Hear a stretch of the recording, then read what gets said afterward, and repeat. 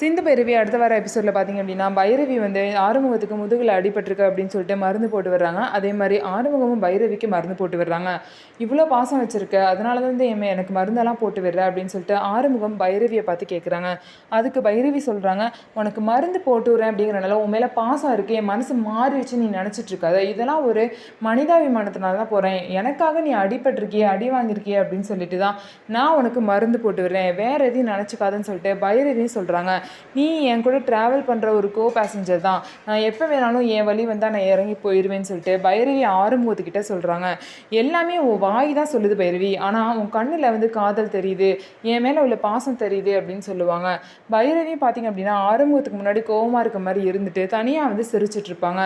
இன்னொரு சைடு சிந்து பார்த்திங்க அப்படின்னா சிவா யூஸ் பண்ண பொருள்லாம் சின்ன வயசுலேருந்து எடுத்து ஒரு பெட்டியில் சேமித்து வச்சுருப்பாங்க. இதெல்லாம் சிவா கிட்ட காமிச்சிட்டு இருப்பாங்க. சிவா வந்து யூஸ் பண்ண வாட்ச்லேருந்து தூக்கி போட்ட பல்லு வரைக்கும் அவங்க மோதிரத்தில் வந்து சேர்த்து வச்சுருப்பாங்க. இதெல்லாம் பார்த்து சிவா ரொம்பவே சந்தோஷப்படுவார். அதனால சிந்துக்கும் சிவாவுக்கும் பார்த்திங்கன்னா இன்னும் பாண்டிங் வந்து அதிகமாகுது. அதனால் பார்த்திங்க அப்படின்னா சீக்கிரமாகவே சிவா சிந்துவை ஏற்றுக்கிட்டு வாழ தான் போகிறாங்க. அது மட்டும் இல்லாமல் பைரவியும் ஆறுமுகத்தை ஏற்றுக்கிட்டு வாழ தான் போகிறாங்க.